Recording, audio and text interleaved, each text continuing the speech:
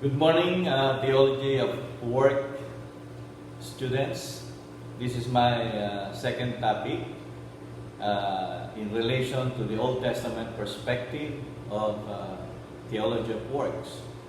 I'll be presenting to you Theology of Work at the fall of man or the post-fall after the Adam and Eve committed sin and they were banished from the Garden of Eden. The creation, or I would like to call it work mandate, and in Genesis chapter 1 verse 28 we have there the first mandate given to man, and it was developed in Genesis 2:15.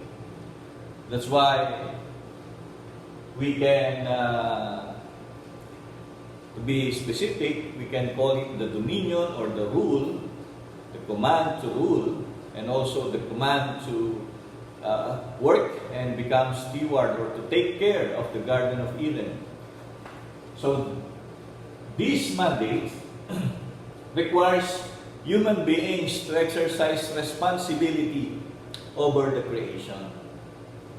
We are first blessed by God, then we are tasked to be fruitful and multiply, to fill the earth, to subdue the earth, and rule over it.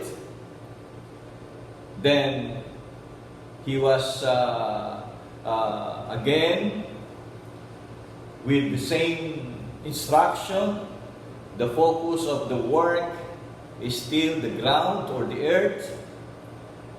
Now, much clearer responsibility of man, and he is to work the ground, and he is to guard or take care of the ground. This involves various kinds of work, which after the fall became arduous and difficult. We all know the different curses that was given to man, to the woman, to the serpent, and even to earth itself. Yet, still, the work mandate must continue. It is God's design for us to become His workers. The nature of work is clearly to work the ground. Basically, that is the command, because that would be the setting for man, for mankind.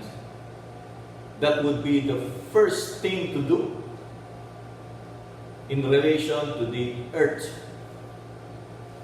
And then it says in Genesis 2:5, the Lord sees the need for someone to work the ground. And in Genesis 2 verse 15, He says to man, you need to work it, to develop, cultivate, and you need to take care of it, to guard. The focus would be the earth, or during before the fall, it is the Garden of Eden. There is also the idea of partnership at work that we can clearly see in Genesis. First is the spiritual partnership between the Creator and the creature, between God and man. As I said in Genesis 2:15, the development of the earth was given to mankind. Then, furthermore, Genesis chapter 2, verses 19 and 20. He said, "Out of the ground the Lord God had formed every beast of the field and every bird of the heavens, and brought them to the man to see what he would call them. And whatever the man called every living creature, that was its name. The man gave names to all livestock, and to the birds of the heavens, and to every beast of the field." So he was given the task. There was a partnership. The Lord allowed man to be part of his creative work. And also there is a physical partnership. Continuing with that verse, it says, verse 20b, "But for Adam there was not found a helper fit for him." So the need for someone to help Adam, for a helper, is badly needed. That's why there is also physical partnership. And it's not just a co-worker, but a partner in life. Through marriage and family, God enables human beings to participate in His creative activity. This is before the fall and even after the fall. We can see in the fall the three aspects wherein the relationship of man with regards to work was affected. First, in his communion with God, there is rebellion in man. In his community or family, there was anger, and then there was death. In relation to earth and creation, there was pain, thorn and thistles grew from the ground, and that made working the ground much difficult. We need to sweat and even work till evening work, no, with all our strength, just to have some produce from the ground. What is the effect of sin on the creation mandate? The creation mandate still stands, even during the fall. Mankind must still work the ground. Genesis chapter 3, verse 23. However, because of rebellion, the harmony in the relationships were shattered. Our harmonious relationship with our God, our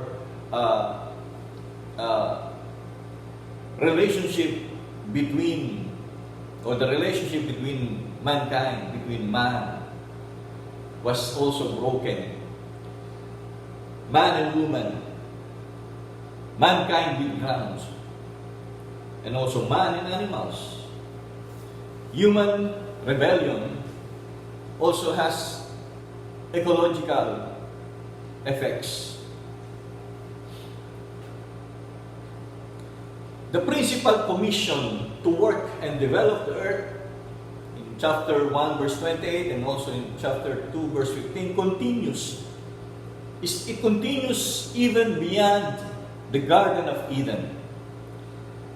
Abel's occupation is with sheep. Cain cultivates the ground.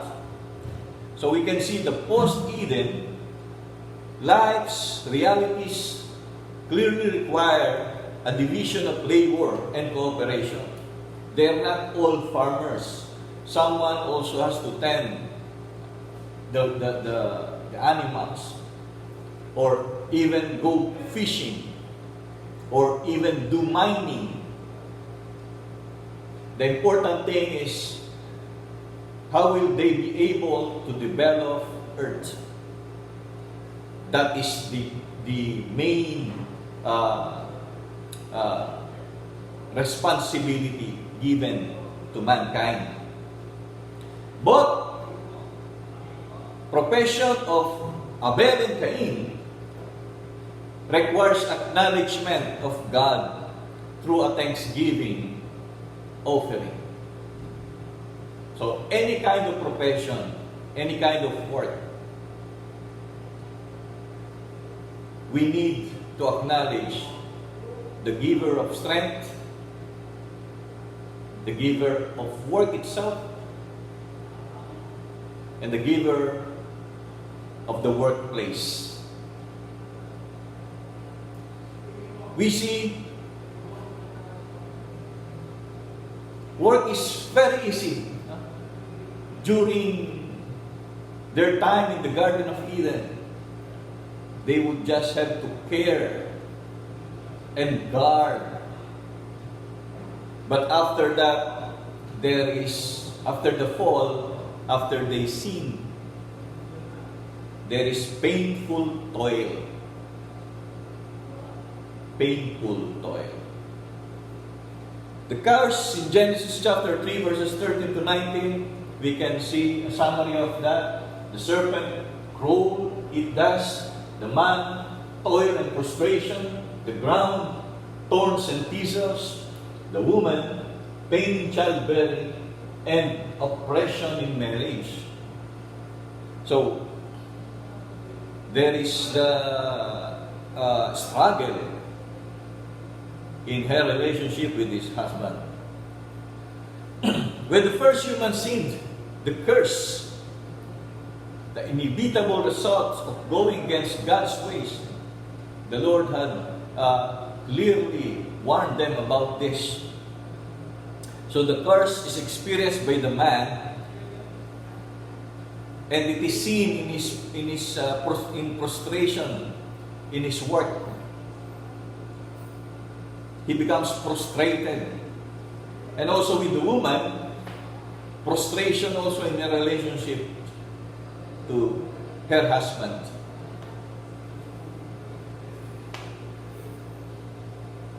We can see the effect of the fall. Genesis chapter 3, 40 to 90, unresponsiveness and toilsome labor. Unresponsive pertaining to the workplace, to the environment. It's really hard to grow the plants or the vegetables or the crops.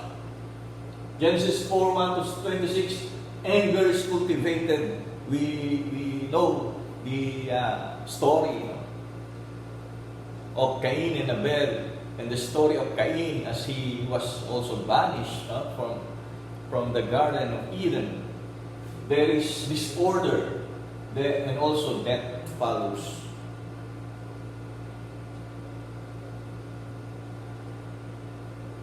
So, what happens after the family of Adam and Eve was banished? You can see the effect of sin in them. So Cain was in the place where they are residing. No? He was also banished again because of murdering Abel, because of killing Abel. And successive deaths which culminate in the simultaneous death of humankind. It culminated in chapter 7, the Great Flood. Genesis chapter 4 and 5, we can also see the development of two cultures. This is also one of the effects of the fall, the development of the seed of the serpent, represented by Cain and Lamech, and also the seed of the woman, the righteous seed, should I say, the seed of good workers, represented by Seth and Enoch. These two cultures, maybe it's not to it's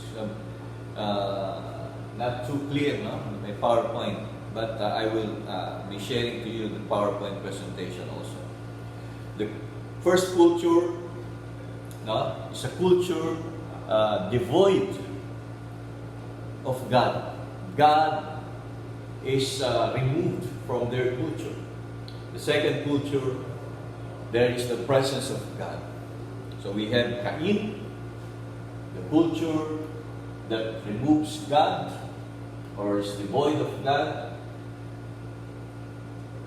Lamech flows death in that culture. There is rebellion, evil work, or unhealthy work. There is destruction of life from the face of the ground. In the culture with God, we have sex. Enoch was raptured. He avoided death. There is work and worship, good work or healthy work. And there is a prophecy by of Shalom through Noah. So the perspective is not on the destruction that resulted from the flood, but what will happen after the flood. Today, the effects of sin in our workplace, in our work, they call this deformation. The work becomes frustrating, toilsome, and meaningless. The worker disintegrated, greedy, with selfish ambition, slothful, prostrated. The workplace, thorns and thistles, unsafe, unresponsive. In enterprises, we can see there is predatory competition, competitiveness, in the negative sense, institutionalization, and also resistance to change. Our economic systems, communism or forced altruism, frustrating initiative, capitalism motivated by greed. All of these economic systems have their own good side, but because of sin in man, it will never become a good economic system unless we put God at the center of that system.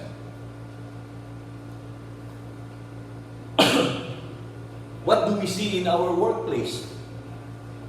There is self-aggrandizement, the Tower of Babel syndrome, the continuing desire for increasing wealth and power is found in man. Our president mentions these oligarchs. I'm not saying it's evil to become a wealthy and rich person, but to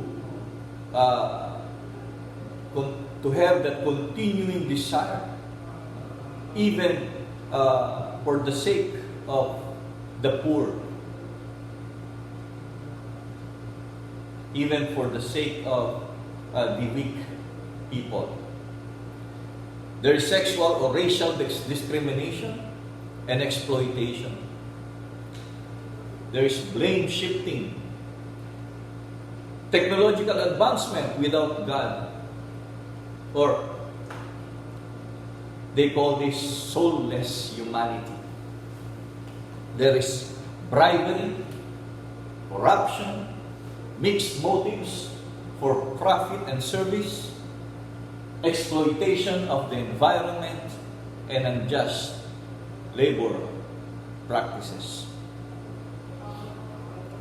Humans have created a world in which they gain by taking from others.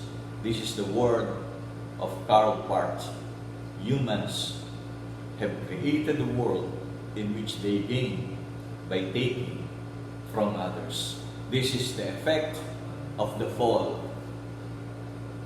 in the work and in the workplace. But there is hope. There is hope. See you in the continuation of this topic. God bless.